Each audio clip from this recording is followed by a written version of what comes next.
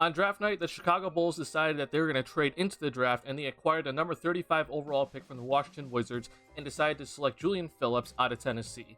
We didn't get official word about all the details of the trade until the Washington Wizards decided to tweet out the official trade, and we got word that the Chicago Bulls decided to trade their 2026 and 2027 second round picks in exchange for Julian Phillips at number 35. Not sure why the Bulls didn't tweet out anything about this or make anything official about this, but we got the official details at the very end. And so now, because the deal is official and it's, I had some time to look over Julian Phillips' tape, we're going to do a full-out breakdown of Julian Phillips and his film from Tennessee. Before we get into it, make sure you hit that like button if you're new to the channel, hit that subscribe button. Let's really break down Julian Phillips here. But before we get into all of this, okay, I first want to just say this. I am by no means a college expert. I don't really watch college basketball, okay? I'm not a person to really come up to and be like, hey, so what do you think of this college player? Where do you think he's going to be going, okay? I watch a ton of NBA, so, for the Javon Carter, Torrey Craig analysis, I think I'm a little bit more of an expert in that sort of scenario. But when it comes to the college stuff, I am not an expert, okay? I do take the time, though, to really break down the film, and I take the time to research some guys. So when the Bulls draft a guy, I do take the time to really look into their film. But just, do whatever you want with that information. Again, I just don't think I'm much of an expert. I just want to put that out there before you go through the rest of this video. Now let's talk about Julian Phillips, okay? So Julian Phillips, this is his college stats from Tennessee. He was SEC all-freshman, 8.3 points per game. He's actually a pretty decent rebounder, in my opinion. He averaged about 24 minutes per game. He got 5 in the college game for playing a forward position, which I think is pretty solid for him. Not great shooting numbers. The big thing that I'm at least happy to see is that his free throw percentage was pretty solid at 82%. We'll talk about that a little bit later. Here's more of his counting stats per game. Keep an eye on this. I do think that these numbers are going to be a little bit better in the NBA. Again, 24 minutes per game. It's not a lot in college, and it's a slower game in college. So just keep an eye on these two numbers, what I like to call stocks, because I do think that these are two numbers that I think he can do a lot better in the NBA. So quick look into some of the profiles with Julian Phillips. As you can see, the stat strengths, free throw rate is at a plus. And then this is some other stuff that's good about him. He is also only 19, about to turn 20. So I think that there is some potential with Julian Phillips here, but there's his weaknesses, right? And I think we all kind of know that the shooting, the 3-point percentage is all kind of some weaknesses. But there's also some other stuff in here that's a little bit concerning, and we'll talk about that just a little bit here. You want to read about NBA.com's profile Julian Phillips, here you go. And this is NBA Draft.net and their comparison about Julian Phillips, and their comparison is actually Derrick Jones Jr., which I actually think is a pretty solid one for the offensive end of the floor for Julian Phillips. I'm going to give my own comparison for the defensive end of the floor, but when it comes to the offensive end, I do think that this is a pretty solid comparison. Now, if Julian Phillips can go out and start fixing his 3-point shot and start shooting 38% from 3-point range, and then obviously this comparison goes away completely. But we're going to talk about the reason why I do think this is a really good comparison for the offensive end, and I hope that this does not stick with him, because I think that he has the potential to be better than Derrick Jones Jr. on the offensive end. Not saying he's going to turn into an all-star or anything. I just think that he is the potential, and with factoring into his age, and also the fact that he is bigger than Derrick Jones Jr., that he has the potential to be better than Derrick Jones Jr. on the offensive end, and I'll explain why in a little bit here.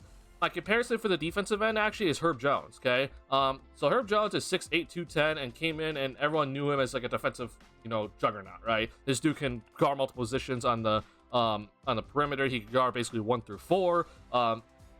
And the interesting thing about Herb Jones is you just see his numbers here, his stocks just went up. Let's just look at Herb Jones during his college days, okay? First off, he played 4 years at Alabama, so he had a much longer college career. As you can see, though, the stocks weren't exactly as high as in the NBA, but they were definitely better than what Julian Phillips did. The other thing about Herb Jones is that his 3-point percentage was pretty dreadful in his time in college. As you can see here, his first 3 years were pretty awful until his last year, where she bumped it up a little bit. But then Herb Jones comes in and shoots 33% in the NBA.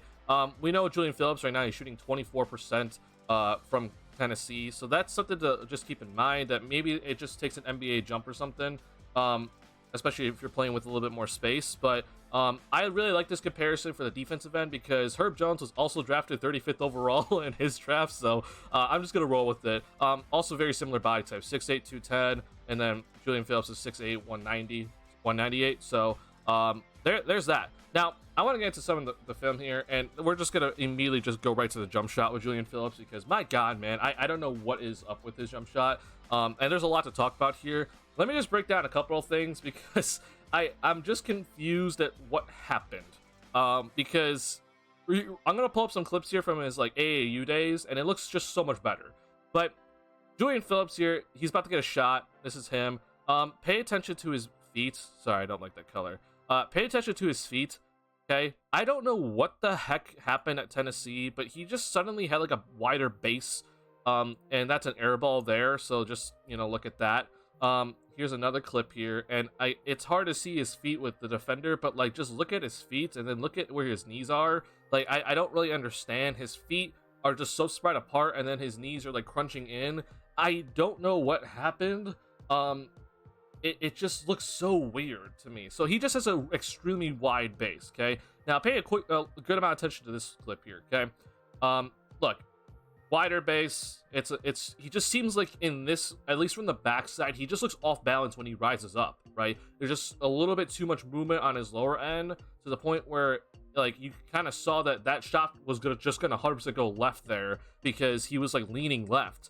But then there's this clip here, and this is a clip where he actually, like, it looks solid, like the fundamentals look just better. He has a much smaller base, his knees aren't like crunching in, and he just looks more stable. Like he just rises up on the shot and goes up straight instead of like going to the side and knocks this one down. So I don't know, really, like it's just so weird to see this from Julian Phillips, because there are some clips from his AAU days where it's like, oh, he looks fine. Here's another clip where it just, his jump shot looks awful. This is the pull-up, and you just saw in the pull-up that like his feet are just so spread apart.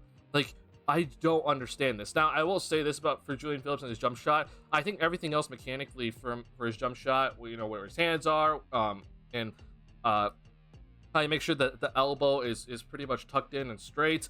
I'm not a jump shot expert, but I mean, everything else looks pretty all right. It doesn't seem like he's like blocking his vision in any sort of way. It just seems like just the bottom part here, it's just very confusing.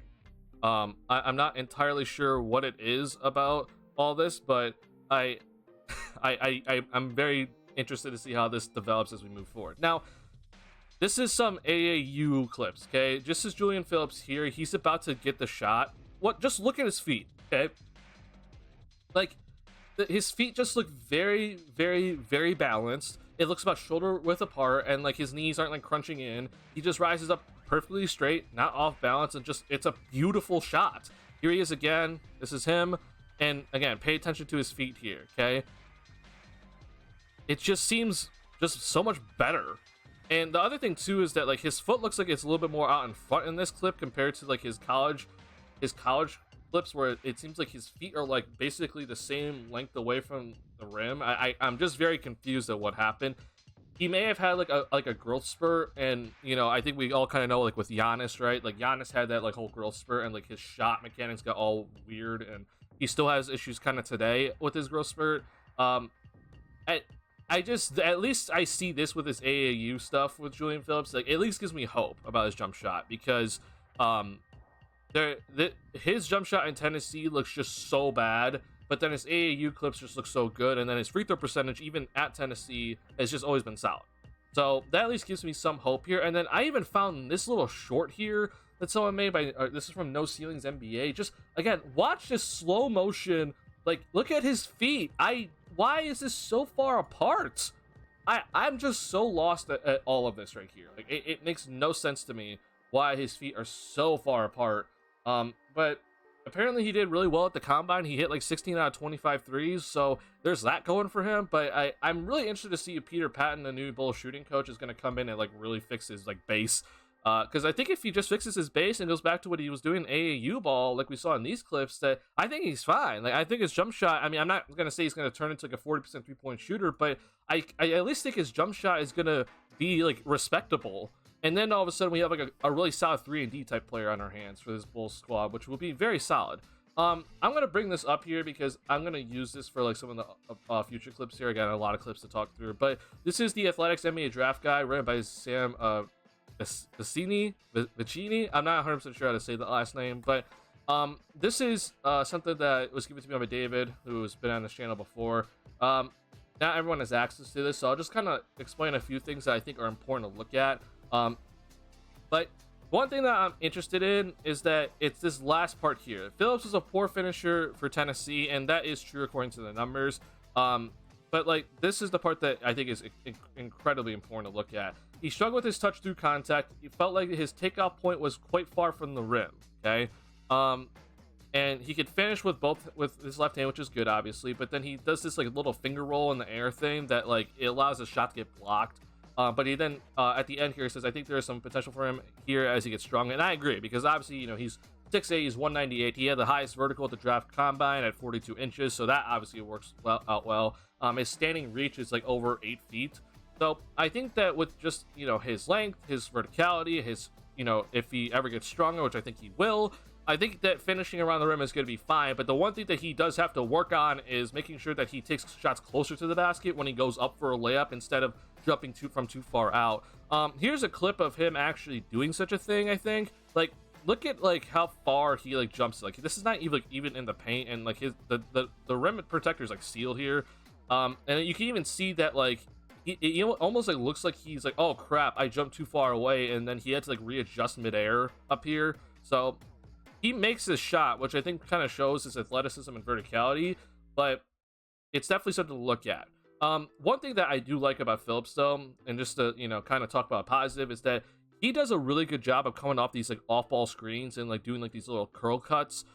We saw in that last clip, and here's another one, and like he does just a really solid job with the ball here, and make sure that he protects it and gets to the basket really effectively. I do think that when he drives, he like does a really good job of securing the ball.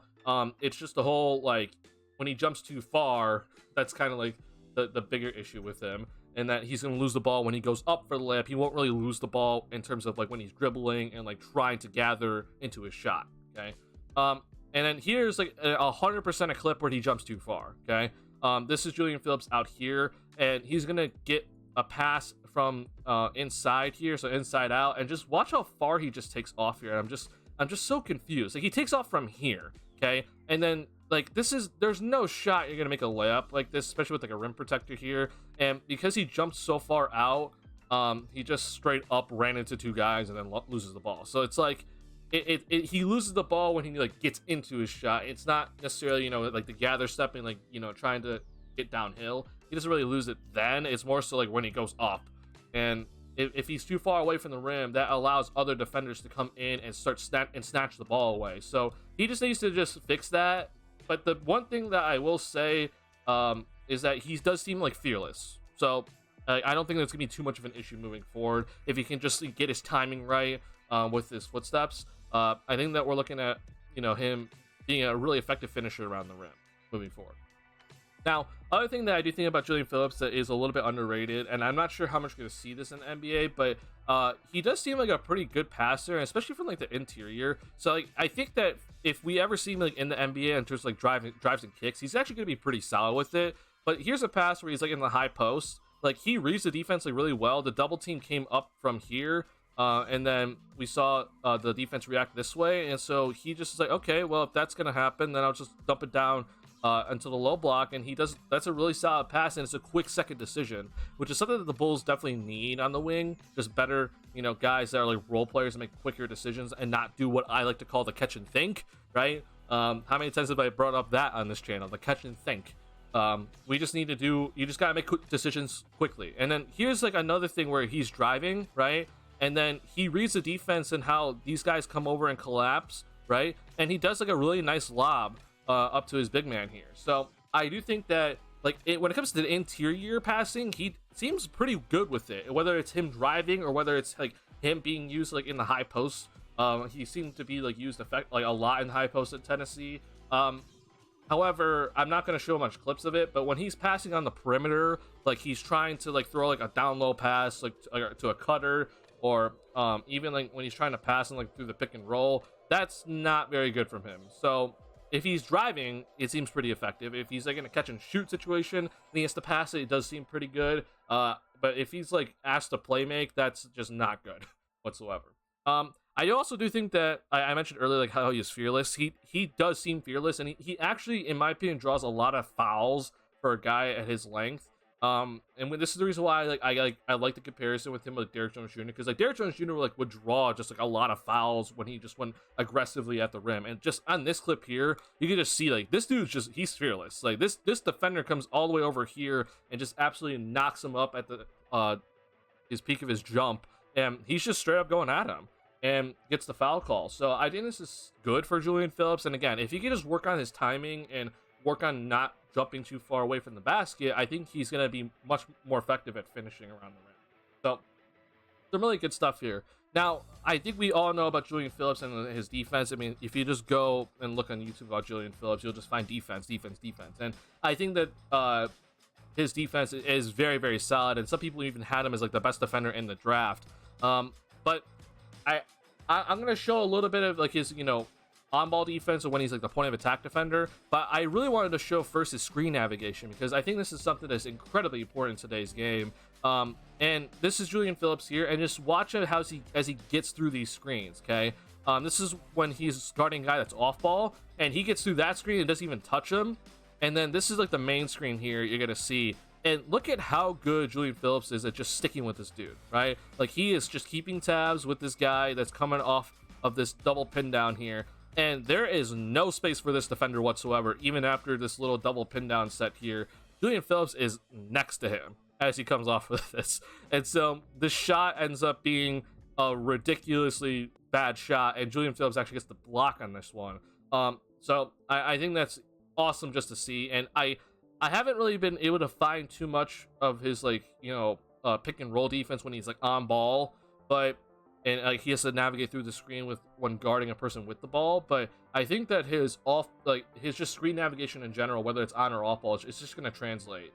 So there's that. And then here's another one. He gets through the screen so good. Like we talk about getting skinny when you get through screens. I mean, look at how he just gets through this guy. He gets skinny, we call it, and he just blasts through this screen, and he is next to this dude. Right, and his length obviously helps him in this sort of situation, but look at like this guy just got the ball and look where he is. Like he's just right there and not allowing him to go right and not allowing him to use the screen again. It's just really, really good stuff from Julian Phillips, and then an awesome contest on this shot as well. Awesome stuff. And even on that clip, you see that he doesn't allow his guy to even like get a layup. Right, he just straight up is like, you're not getting into the paint. Now, for point of attack defense or one on ball defense, I think that Phillips, when he's like in the middle of the floor here, he is incredible. Like I think when he knows like where his help defenders are and he's guarding guys in the middle of the floor, like he is fantastic at defense. I mean, just look at this play here. I don't even know what this guy is trying to do. Also, this is a guy that's much smaller than him, so it shows that Phillips has the foot speed to keep up with smaller guys, even though he's 6'8".